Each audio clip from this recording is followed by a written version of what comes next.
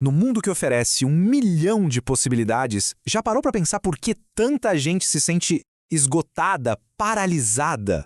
Parece um paradoxo, né? Hoje a gente vai explorar uma ideia que vira essa lógica de cabeça para baixo. A de que a liberdade de verdade não vem de não ter limites, mas, olha que louco, de saber como criá-los. Essa angústia de ter que escolher tudo o tempo todo, carreira, o que fazer no fim de semana, qual série assistir, é uma marca do nosso tempo. É o burnout de tentar ser tudo para todo mundo sem pausa. Uma exaustão que vem de um excesso de liberdade, por incrível que pareça. Beleza? Para a gente desembolar essa ideia, nosso caminho vai ser este aqui. A gente vai começar entendendo o problema, essa tal prisão, para depois descobrir o poder que um bom limite tem. Vamos ver como mudar nossa perspectiva sobre escolhas, aplicar isso nos relacionamentos e, finalmente, encontrar a liberdade dentro das nossas próprias bordas. Então vamos começar botando um nome nessa sensação. Essa pressão de ter que dar conta de tudo não é só um sentimento pessoal, um problema individual. É um fenômeno que tem nome, a prisão da totalidade. E o que é essa prisão, afinal? É aquela crença, muitas vezes lá no fundo, inconsciente, de que a gente pode e deve abraçar todas as chances, todas as oportunidades. A fonte disso, segundo o material que a gente analisou, é tipo uma fantasia de criança, sabe? Aquela de ser onipotente. Só que na vida adulta essa fantasia vira uma máquina de frustração. O resultado a gente já conhece, esgotamento. Mas e a solução? Não é só tirar férias, não. A proposta é encontrar uma coisa chamada descanso psíquico. É uma paz que não vem de fazer menos coisas, mas de aceitar ser menos. É abrir mão de ser tudo ao mesmo tempo. Tá, mas e na prática, como se chega nesse descanso? Basicamente, com uma virada de chave mental em 2 passos. O primeiro é simples de entender, mas difícil de fazer.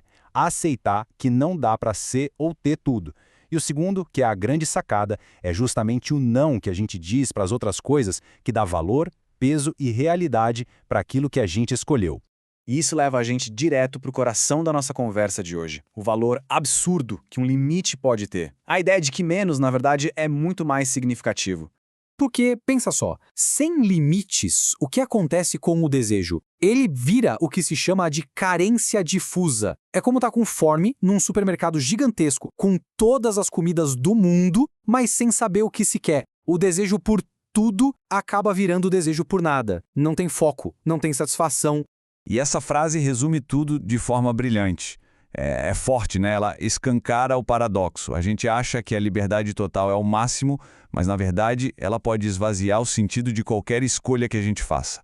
Se tudo é igualmente possível, por que se importar com uma coisa só? E aqui a gente começa a enxergar a saída. O limite não é uma jaula, ele é o campo de jogo. É o que dá forma, o que transforma um desejo vago em algo real, palpável. É muito mais potente escolher um caminho e andar nele do que ficar parado olhando 1 milhão de caminhos possíveis sem sair do lugar. Agora vamos ver como fazer essa reprogramação mental, sabe? É um processo de parar de ver a escolha como uma perda do que não foi escolhido e passar a ver como um ato de poder, de afirmação. A diferença é toda essa. De um lado tem a visão infantil, que encara o limite como um castigo, como se o mundo devesse atender a todas as vontades. Do outro, tem a visão adulta, madura, que entende o limite como uma bússola. É uma ferramenta que orienta e que transforma a gente de alguém que só exige para alguém que de fato escolhe. E esse é o pulo do gato. Toda renúncia é, na verdade, uma escolha poderosa. Cada não que a gente fala para alguma coisa é um sim muito mais forte, muito mais comprometido para outra. Longe de ser um ato de fraqueza, é um ato de definir o que realmente importa. E claro que essa lógica toda não vale só para trabalho e projetos, ela é absolutamente crucial para a área talvez mais importante da vida, as nossas relações com as outras pessoas. Porque num relacionamento, a falta de limites é um perigo. Ouvir uma tentativa de posse, de controlar o outro, ouvir uma fusão, onde as pessoas perdem a própria identidade. Nos 2 casos, a conexão de verdade, que precisa de espaço e respeito pela individualidade, simplesmente morre. E a abordagem prática para isso é bem direta. Primeiro, troque a ideia de ser tudo para alguém pela ideia de oferecer uma presença de verdade. E segundo, pare de tentar ocupar todos os espaços e se concentre em ocupar bem o seu lugar. Ser quem se é de forma inteira. Olha que coisa fantástica essa frase. Ela é a essência da libertação. É uma declaração de autoaceitação que é o antídoto perfeito para a inveja, para a comparação. Em vez de querer ser o outro, a gente se inspira em ser a melhor versão de nós mesmos, com tudo que isso tem de real e autêntico.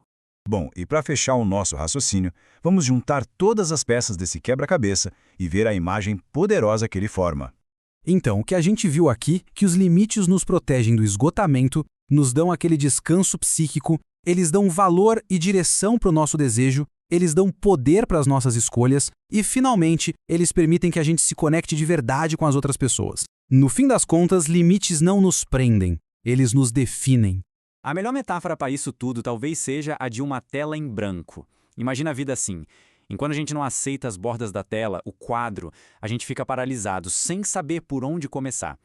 É só quando a gente reconhece o nosso quadro, o nosso espaço, que a gente ganha liberdade para finalmente começar a pintar.